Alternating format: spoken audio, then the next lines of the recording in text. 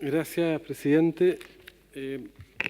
Bueno, yo pienso que ya en esta sesión se han entregado muchos argumentos a favor de esta iniciativa, que yo valoro, y valoro también el rol de la Fiscalía Nacional Económica, porque creo que incluso sin tener las atribuciones ha permitido que tal vez la sanción más importante de todas las sanciones, que es la sanción social, la sanción de los ciudadanos, la sanción de los consumidores, se pueda haber expresado, concretado y yo diría de manera muy importante.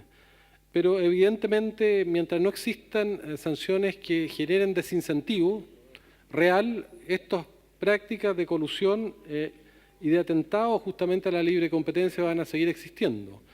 Las multas y las sanciones en dinero evidentemente no cumplen ese objetivo. Y solo la sanción penal va a ser un instrumento que yo creo que nos va a proteger a futuro de mejor manera. No quiere decir que van a impedir totalmente las colusiones, pero van a poder generar un mayor nivel de desincentivo para que ocurran este tipo de situaciones.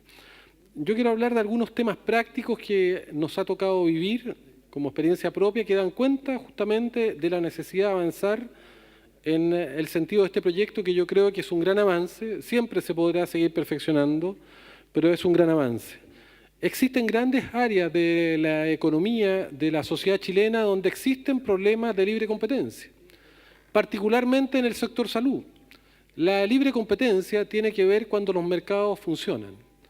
Y los mercados funcionan cuando hay asimetrías de información, o simetrías de información, y no funcionan cuando existen asimetrías de información.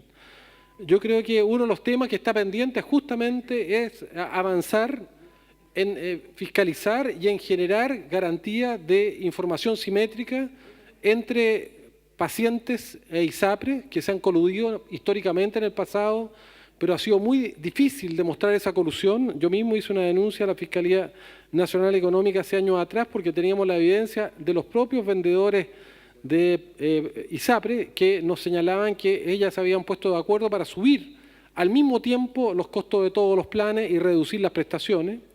Y es evidente que es muy difícil cuando existe esa desinformación, donde las ISAPRES tienen miles de planes que nadie entiende, que una persona, un paciente, un potencial paciente, un usuario de ISAPRE, pueda comprender siquiera cuáles son los derechos a los que tiene. Tiene muy claro lo que tiene que pagar, pero no tiene ninguna posibilidad, ni siquiera un médico que conocemos al detalle las canastas, podemos interpretar qué es lo que significa un plan para cada uno de nosotros. Eso es un tema pendiente. Ahí no hay información, hay una asimetría, no hay mercado. Y lo mismo existe cuando cualquier prestador médico le indica a un paciente, ya sea un medicamento o una acción médica, las personas no tienen cómo evaluar o saber si es lo que corresponde, si esa indicación quirúrgica es la adecuada o se está sobreestableciendo una acción quirúrgica que más bien tiene que ver con el interés del prestador, si ese examen de resonancia o de escáner corresponde o más bien está en el interés de la clínica y el prestador vinculado a la clínica de solicitar un examen que a lo mejor es un examen que se podría haber evitado. Evidentemente tenemos muchos problemas. Estamos avanzando en una ley de la cual nosotros, este Parlamento, aprobamos como iniciativa de nosotros los parlamentarios, que es la ley de etiquetado. La ley de etiquetado es muy importante porque establece algo que no existía en Chile, que es el derecho a saber. Antes, quien elaboraba un alimento, por ejemplo Nestlé o Kellogg, sabían perfectamente la cantidad de basura, de sal y azúcar que ponían dentro de los cereales, hasta un 40% de azúcar.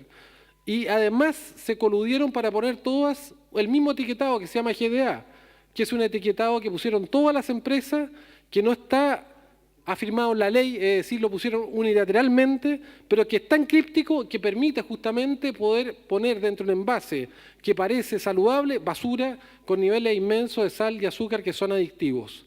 Eso es una asimetría total, porque la persona que compra, el niño que elige un cereal o la padre o el madre que van a elegir ese alimento, piensan que están comprando o están teniendo un alimento sano porque no saben justamente que dentro de este alimento se coludieron las empresas para tener un etiquetado que es totalmente fraudulento en ese sentido porque está hecho para que no se entienda. Ni siquiera un médico pediatra puede entender lo que significa el etiquetado que hoy día tenían estas empresas. Y por eso que es muy importante establecer estos etiquetados que hasta un niño entiende, que señalan con un disco pare los altos en, e impedir otra acción que genera asimetría, que esta publicidad engañosa, mentirosa, donde los niños ven hasta 8.000 spots de comida chatarra al año, que es verdaderamente un atentado a su integridad psíquica, psicológica y un abuso. Por eso dijimos muchas veces que los principales abusadores de niños son justamente aquellos que utilizan instrumentos como la publicidad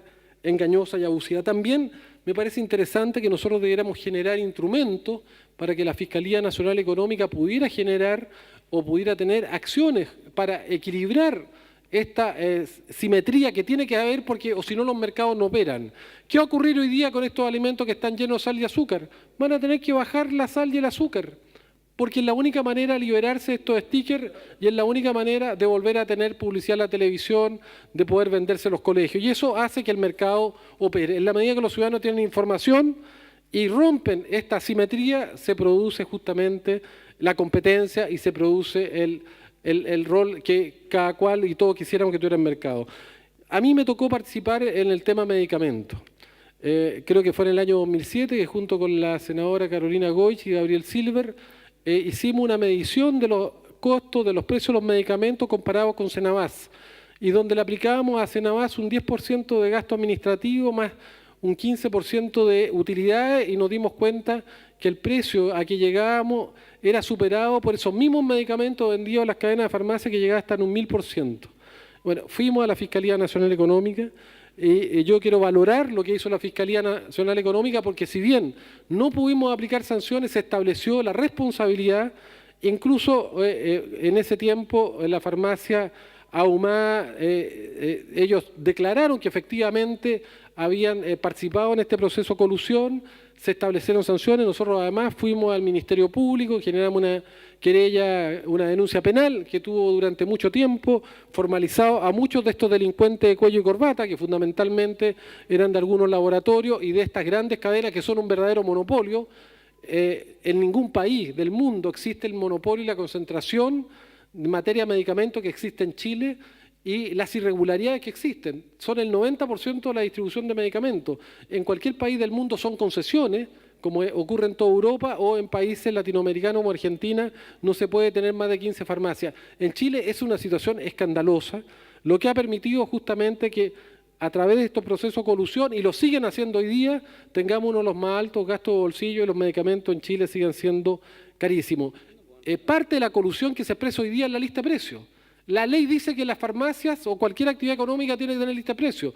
Bueno, justamente a pesar de que hemos puesto esto en la ley de fármaco 1, no tiene lista de precios. Y eso es parte de una acción de colusión, porque es muy extraño que ninguna de las tres cadenas tenga lista de precios, como debieran tenerlo, y que debieran estar lista de precios cuando llega el paciente, porque además no estamos hablando de un mercado regular, no es un mercado propiamente tal. Aquí es un paciente, un enfermo, que está obligado a ir a comprar, y el medicamento es un derecho que tiene que ver con la salud, y por lo tanto evidentemente es mucho más grave cuando aquí se interfiere, como se ha hecho en materia de medicamentos. Pero el punto de venta debiera estar obligado a poner a disposición al momento de llegar a la caja el listado completo del compuesto activo con todas sus denominaciones de fantasía, para que la persona pueda comprar por precio. Eso no existe.